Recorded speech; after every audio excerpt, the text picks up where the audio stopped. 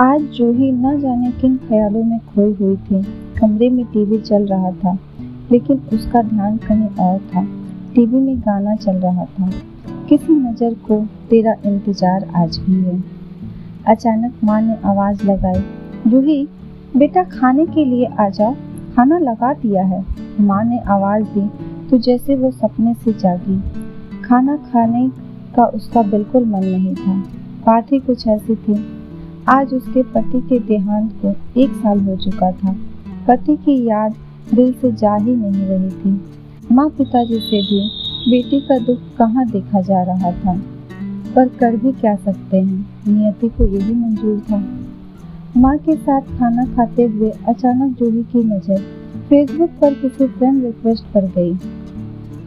कुछ देर के लिए उसकी नजरें थम सी गईं। दिल को यकीन ही नहीं हो रहा था कि यह वही है। रिक्वेस्ट उसके बचपन के सहपाठी अनुराग का था।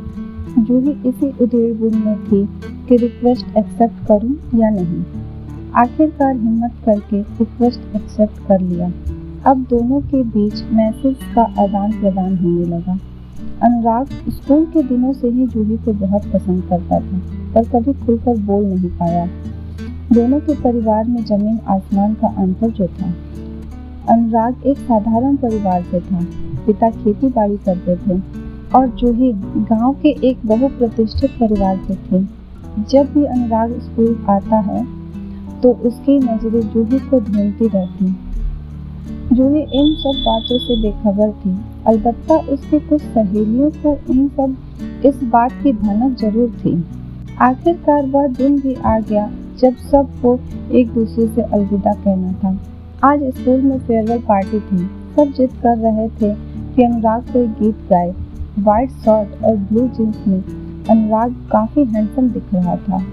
सभी सहपाठी गाने के लिए जिद कर रहे थे, पर उसकी नजरें तो जूही पर टिकी हुई थी। उसे देखते हुए उसने गीत शुरू किया। तेरी गलियों में न रखेंगे कदम आज के बाद। आज ना जाने क्यों जूही को भी अपने अंदर कुछ टूटता हुआ महसूस हुआ, पर उसे शायद समझ नहीं आया। स्कूल के एग्जाम हो चुके थे और जूही का एडमिशन शहर के एक कॉलेज में हो गया था। एक दिन अचानक से अनुराग से सामना हो गया। अनुराग का मन अब भी यह जानने के लिए उत्सुक था कि जूही के दिल में उसके लिए क्या है। आज हिम्मत करके अनुराग ने पूछ ही लिया, जूही क्या मैं तुम्हारे लिए इंतजार करूं या आज भी तुम्हारा जवाब ना है? इस बार भी जूही कुछ बोल नहीं पाई, पर उसकी खामोशी ने सब कुछ कह दिया।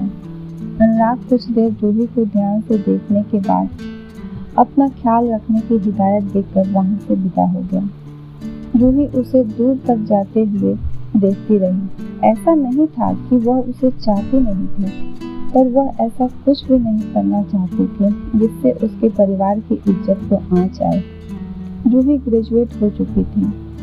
पापा ने उसके लिए लड़के देखने शुरू कर दिए और एक अच्छा पढ़ा लिखा कमाऊ लड़का देखकर उसकी शादी करा दी गई। पर होने को कौन मिटा सकता है। शादी के कुछ दिनों बाद ही उसके पति की एक भयानक दुर्घटना में मौत हो गई। इस गम से उबरना उसके लिए नामुमकिन सा हो रहा था। अब जूही के पास सिवाय आंसू के कुछ न था। बेटी का दुख माता पिता से देखा नहीं जा रहा था और वे उसे अपने साथ ले आए। अनुराग को जब इन बातों का पता चला तो वह हर संभव कोशिश करता कि जूही वापस उसकी जिंदगी की ओर लौट आए। अनुराग अपने पिता के साथ खेती बाड़ी के काम में हाथ बटाने लगा। उसने अभी तक शादी नहीं की थी। जूही को पेंटिंग्स बनाने का बहुत शौक था, लेकिन शादी के बाद उसने अपने इस शौक को भुला दिया था। अब अनुराग के कहने पर जूही फिर से पेंटिंग बनाने लगी। अपनी बनाई हुई आधी अधूरी पेंटिंग की तस्वीर वह अनुराग को भेजती तो उसका जवाब होता, कुछ चीजें अधूरी ही अच्छी लगती हैं। अब जूही को भी उसकी तारीफ अच्छी लगने लगी थी। जूही धीरे धीरे पति के गम से उबरने लगी। जूही का मुरझाया हुआ मन फिर से खिलने लगा। आज काफी दिनों के बाद उसकी माँ ने उसके चेहरे पर मुस्कान देखी थी। मन ही मन उन्होंने बेटे की नजरें उतारी और बातों ही बातों में उसके दिल की बात जानना चाही। बहुत पूछने पर जूही ने उन्हें सब कुछ सच बता दिया। अनुराग के प्रति बेटी का लगाव देखकर शुरू में तो वह कुछ घबराई, पर फिर उन्होंने अपने मन को मजबूत करके जूही के पापा से अनुराग संग जूही के विवाह की बात की। कुछ देर सोचने के बाद उन्होंने भी हाँ कर दी। आखिर वह भी अपनी बेटी के बेरंग जिंदगी में रंग देखना चाहते थे। अनुराग के परिवार वालों से बात की तो उनको भी जूही को अपनी बहू बनाने के लिए कोई आपत्ति नहीं थी। अनुराग ने अपने पूरे परिवार को जूही की पहली जिंदगी के बारे में सब कुछ बता रखा था। दोनों परिवारों के आशीर्वाद से आज जूही विदा होकर अपने पति अनुराग के साथ उसके छोटे से घर में आ गई, जहाँ एक उम्मीदों भरी दुनिया उन दोनों का इंतजार कर रही थी।